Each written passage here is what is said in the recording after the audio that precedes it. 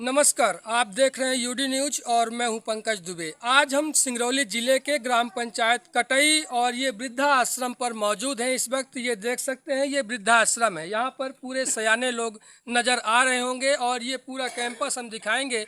थोड़ा उस साइड का तस्वीर पहले दिखा दें।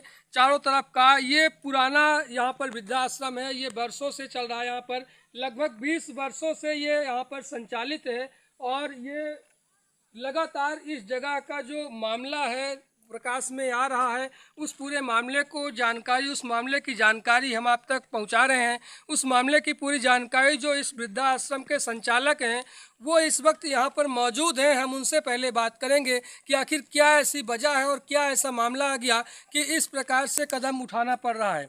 क्या नाम है सर आपका? मेरा नाम बाबूलाल कुशवाहा है। बताइए सर। ये जय माँ कालिका वृद्धाश्रम कटई के संचालक हैं। इसके पहले श्री तिलकराज कुशवाहा जी द्वारा वृद्धाश्रम संचालन के लिए इस जमीन को दान में दिए थे। कब दिया गया था? लगभग कितने वर्ष पहले? 10-15 वर्षों से निरंतर दान पत्र में चल रहा है। इसके बाद अभी दान पत्र के पश्चात हमने प्रयास किए पटवारी साहब को बुला करके और दिखाया। देख सकते हैं पहले यहाँ पर जो कागजात हम दिखाने जा रहे हैं, ये दान पत्र का जो कागजात है। यहाँ पर दान में ये जमीन दिया गया था वृद्धा आश्रम खोलने के लिए। और इसके बाद क्या हुआ ये फिर से बताएंगे सर। इसके बाद क्या किया गया दान पत्र से मिलने के बाद? इसके बाद सर इसको हम पटवारी साहब को लाकर दिखाने लगे कि सर ये इसका सीमा कहाँ से कहाँ तक है। तो वो बोले पटवारी साहब इससे, वो साहू जी बोले आपका यहाँ से ये शिवलाल के नाम से हो गया है, ये आपका ये गलत है, ये तिलक राज के नाम से नहीं रह गया है। तो हमने कहा तिलक राज के नाम तो नहीं आते थे, वो साहू जी का नाम अभी तक नहीं आया शिवलाल जी का। इसके पहले से, बहुत पहले से 10-15 सालों से तिलक राज ही के नाम से था। तो बोले नहीं ये शिवलाल साहू के नाम से है। ये इसके बाद हमने शिवलाल साहू से संपर्क किया। वो बेचने के चक्कर में हो गए, उनके पास कई दलाल लग गए। तो हमने कहा फिर शिवलाल जी आप किसी को मत फंसाइएगा बीच में, चूँकि हम यहाँ पर वृद्धाश्रम बनाए हैं, 10-15-20 सालों से चला रहे हैं। सभी लोगों को जानकारी भी है। पेड़ पौधे इतने बड़े बड़े तैयार कर चुके हैं, फलदार पौधे लगे हुए हैं और इतने वृद्ध लोग भी हैं। इसमें बोर भी समरसेबल भी करवा दिए। चारों तरफ से इसे लेट, बाथरूम, स्नानगार सभी समुचित व्यवस्था कराए हुए हैं। इसलिए आप इसमें किसी दूसरे अन्य को मत फंसाइएगा। जो भी होगा इसका पैसा हम धीरे धीरे इसको चुकती करेंगे। उन्होंने कहा ठीक है, हमारे तरफ से कोई दिक्कत नहीं। एक एफिडेविट हमने कहा कि आप स्टाम्प ले आइए, लिखा पढ़ी हो जाए। उन्होंने स्टाम्प लाए और 12/2/2022 को लिखा पढ़ी करवाए। इसके बाद हमने उनको पैसा देना प्रारंभ किए। सर्वप्रथम उनकी बहू बहुत सीरियस थी। दिनांक 15/12/2021 को उनको 20,000 रुपये व्यवस्था कराए। तो उनको बनारस लेकर भिजवाए। 15-20 दिन भर्ती रहे वहाँ पर। इसके बाद वो ठीक ठाक हो गए। इसके बाद उनको धीरे धीरे वो बोले कि हम आवास बनवाएंगे, पीएम आवास हमारा आ गया है, दोनों हमारा और बच्चों का, तो हम बनवाएंगे। धीरे धीरे पैसा हमको चाहिए, इकट्ठा पैसा ना चाहिए। उस हिसाब से धीरे धीरे करके आपके द्वारा शिवलाल साहू जी को कितना पैसा दिया जा चुका है? अभी तक 23/9/22 तक हमने 3,01,000 रुपये उनको चुकती कर दिया। ये कितने में बात हुआ था कि हम इतना आपको देंगे? ये 6 लाख के हिसाब से 1 एकड़ 5 डिसमिल था। उस हिसाब से हमने उनका अनुबंध कराया। कैलकुलेट करके कितना पैसा हो रहा था उस समय? उस समय 6,28,000 रुपये, 5,28,000 रुपये हुआ। उसमें से 3,01,000 रुपये हमने दे चुका था। और उनको बोला कि जब भी छत के आप डलवाना होगा तो बताइएगा हमें। इसके बाद उनके पास कई दलाल लग गए कि आप धीरे धीरे गोपनीय तौर पर कि आप इसको मत दीजिए, उनको किसी को और किसी को बेच दीजिए, आज तो साहू को दे दीजिए, वो अधिक पैसा देंगे। वो 23 के बाद 29 तारीख को 5-6 दिन बाद जस्ट जा करके थोड़ा अधिक पैसा ले करके और रजिस्ट्री करवा दिए उनके नाम। ये आशुतोष साहू कौन है? ये आशुतोष साहू ग्राम पंचायत निवास के रोजगार सहायक हैं और इसके पहले कटई में भी रोजगार सहायक के रूप में, पूर्ण प्रभारी के रूप में काम करते थे। तो समझ सकते हैं दर्शकों, आपने पूरा मामला समझ ही लिया। शिवलाल साहू के नाम से ये जमीन निकला। पहले तो ये दान में मिला, इसके बाद शिवलाल साहू के नाम से जमीन निकल गया और शिवलाल साहू के द्वारा पैसे भी यहाँ से लिया गया। जो वृद्धाश्रम के संचालक हैं उनसे पैसे लिए गए और इसके बाद में उसी व्यक्ति के द्वारा दूसरे व्यक्ति को पुनः से बेच दिया गया। जो कागजात बयां कर रहे हैं और जो यहाँ पर लोग हैं उनके द्वारा बताया जा रहा है कि उन्हीं व्यक्ति के द्वारा पुनः से जो निवास के वर्तमान के रोजगार सहायक है, सरकारी पद पर हैं, उनको ऐसा करना नहीं चाहिए लेकिन उन्होंने कर दिया। और यहाँ पर कुछ और भी लोग हैं, हम उनसे भी बात करेंगे। क्या बता रहे हैं सर? सर इसके बाद क्या है कि हमने जब इसके बाद हमको जानकारी मिली 24 तारीख को, 24 नवंबर को, तो 26 नवंबर को सत्यदेव जी से मुलाकात यहीं पर हुआ। ये सत्यदेव कौन है?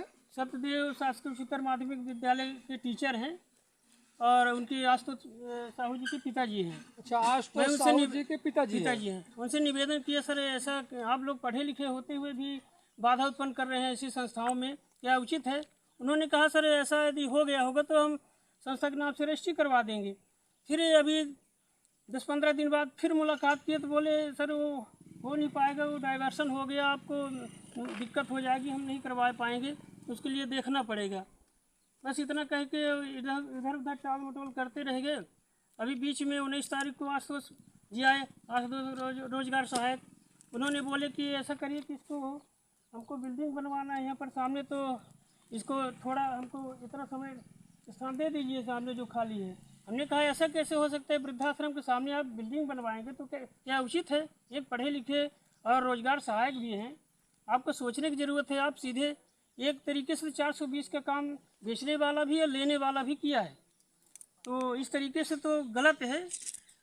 अवैधानिक रूप से आपने खरीदा और फिर पुनः इस तरीके से बाधा उत्पन्न करना चालू कर दिए हैं कि इस तरीके से सामने आप बिल्डिंग बनाएंगे, इधर रोड बनवाएंगे, तो क्या उचित है? बोले सर जी ये हम पैसा दे कर लिए। हम कहीं इसके पहले आपसे पहले कौन पैसा दिया है? आपको मालूम भी था कि बाबूलाल जी पैसा लिए इसको खरीदे हैं और 15-20 वर्षों से इसको संस्था चला रहे हैं, आपको मालूम है। फिर भी जानते हुए यहाँ आप रोजगार सहायक भी रह चुके हैं, इसके बावजूद भी आप ऐसा काम कर रहे हैं, बाधा उत्पन्न कर रहे हैं। बोले अब क्या बताएं, हम पैसे से खरीदे हैं। चलिए ठीक है, देखते हैं, क्योंकि अब उचित यही बात है कि आप दो नंबर है 1-2, तो 1 नंबर नियमानुसार छोड़ देना चाहिए। जो वृद्धाश्रम के प्रांगण में है, जो वृद्धाश्रम मौजूद है, उसको तो नियमानुसार आपका दायित्व बनता है कि आप पढ़े लिखे होने के नाते इसको ईमानदारी पूर्वक छोड़ सकते हैं। लेकिन नहीं छोड़ते हैं तो उसके लिए देखते हैं, आगे कार्रवाई सोचेंगे। बस इतना उनसे चर्चा किए।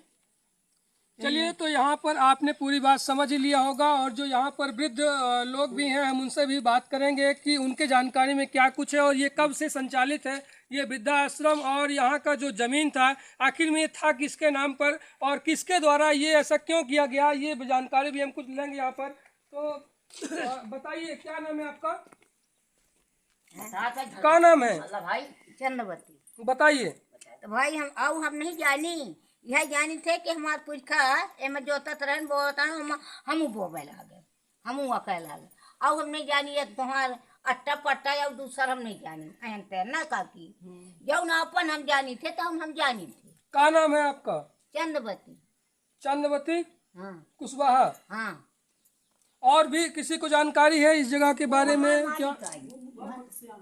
तो चलिए, जो अंदर बैठे हैं उनसे हम बात करेंगे, जो सयाने हैं यहाँ पर, हम उनसे भी थोड़ा सा बात करेंगे। तो क्या जानकारी है आपको इस बारे में?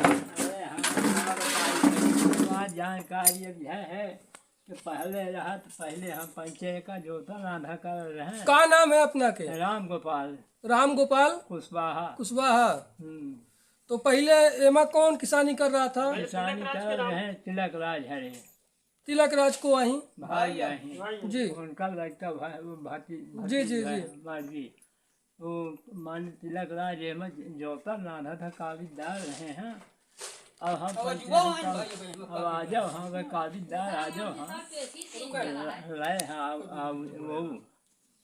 लेकिन जो अब बताया जा रहा है यहाँ पर कि कोई शिवलाल साहू नाम के व्यक्ति का हो गया और शिवलाल साहू पैसा भी ले लिए, जो जहाँ रहते हैं ये आश्रम में, उन्हीं आश्रम के जो चलाते हैं उनसे, और इसके बाद दूसरे से भी पैसा लेके रजिस्ट्री पट्टा भी करा दिए।